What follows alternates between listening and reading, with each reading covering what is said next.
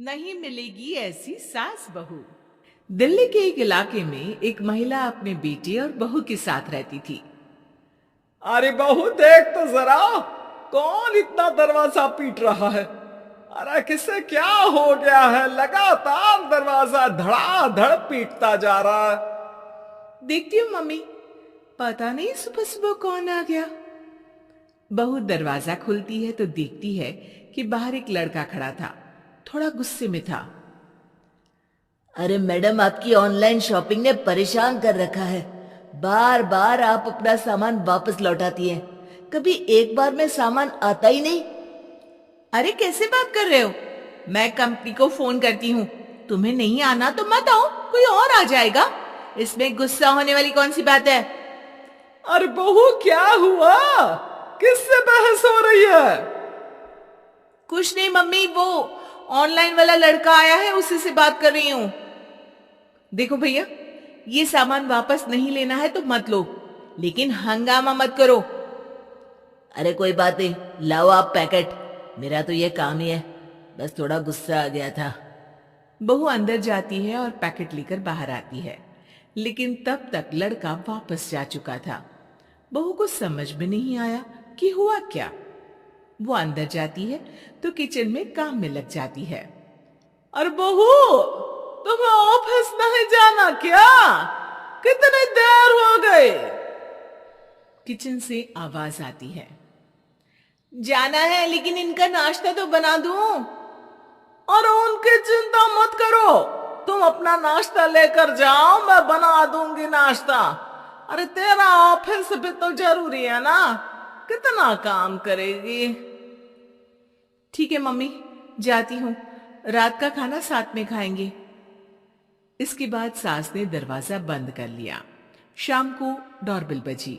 सास को लगा कि बहू ऑफिस से लौट आई है, लेकिन दरवाजा खोलते ही सामने एक पुलिस वाला है।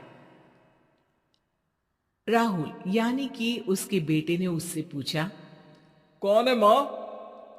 अरे पुलिस आई है बेटा, तुम्हारे बारे में पूछ रहे हैं। अच्छा, अभी आया माँ। आप ही राहुल है? हाँ जी, मैं ही राहुल हूं। आपकी पत्नी का नाम विनीता है? हाँ जी, लेकिन आप ये सब क्यों पूछ रहे हैं? और कहाँ है मेरी वाइफ? देखिए, परेशान मत होइए, आपको मेरे साथ चलना होगा, मैं आपको रास्ते में पूरी बात बताता हूँ। मैं आपके साथ थाने क्यों चलूं? कोई क्रिमिनल थोड़ी ना हूं मैं। अरे मैं आपको थाने नहीं ले जाने आया हूं, बल्कि आपको मेरे साथ अस्पताल चलना है। राहुल परेशान होकर पूछता है। क्यों, क्या हुआ? देखिए, आपकी पत्नी का बड़ा एक्सीडेंट हो गया है और वो अस्पताल में भर्ती है। बस किसी तरह से आपका पता मिल सका, इसलिए हम आपको लेने आ गए। राहुल हड़बड़ी में मां को बगैर बताए पुलिस वालों के साथ घर से निकल जाता है। सर, क्या हुआ मेरी पत्नी को, कुछ तो बताइए। देखिए, घबराइए मत, वो आईसीयू में है, अभी कुछ कहा नहीं जा सकता। कुछ देर में सभी अस्पताल पहुंचते हैं। डॉक्टर साहब, मेरी पत्नी ठीक तो हो जाएगी ना? कैसी हालत है उसकी? देखिए, अभी कुछ कहा नहीं जा सकता है। सिर में चोट है और खून बहुत बह चुका है, शायद खून की भी जरूरत पड़े। ठीक है, मैं खून देने को तैयार हूं। ठीक है मिस्टर, लेकिन हमें सेम ग्रुप का ही खून चाहिए। अगर आपका मैच होगा तभी आपका खून काम आ सकेगा। जी ठीक है डॉक्टर साहब। तब तक राहुल की मां भी अपने एक पड़ोसी के साथ अस्पताल पहुंच चुकी थी। अरे बेटा, क्या हुआ? बहुरी कैसी है? माँ, कुछ कहा नहीं जा सकता।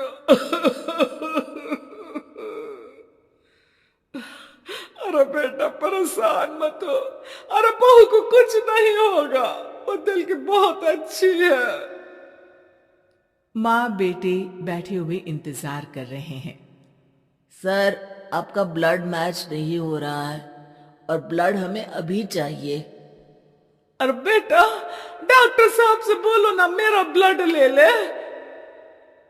अरे माँ, आपकी उम्र हो चुकी है, आपका खून कैसे ले सकते हैं? अरे बेटा, वो बहू कम मेरी बेटी ज्यादा है। उसने दिन रात एक करके इस घर को एक डोर में बांधा हुआ है। अगर वो डोर टूट गई ना तो मैं अपने खून का क्या करूंगी। राहुल की आंख में भी आंसू आ जाते हैं। ठीक है डॉक्टर साहब, माँ का भी ब्लड टेस्ट कर लीजिए। अगर मैच हो गया तो ठीक है, नहीं तो किसी और को फोन करता हूँ। डॉक्टर ने तुरंत ब्लड सैंपल लेकर भेज दिया। कुछ देर बाद माँ जी का ब्लड ग्रुप मैच कर गया है पेशेंट से। माँ जी तैयार है ना? माँ, क्या सोच रही हो? अरे बेटा, यही कि बहू की जिंदगी के लिए अगर अपनी जिंदगी भी दांव पर लगानी पड़े तो कम है। वो दिन रात हमारे लिए लगी रहती है। हाँ माँ, वो तो है। डॉक्टर साहब, माँ रेडी है, आप ब्लड ले लीजिए।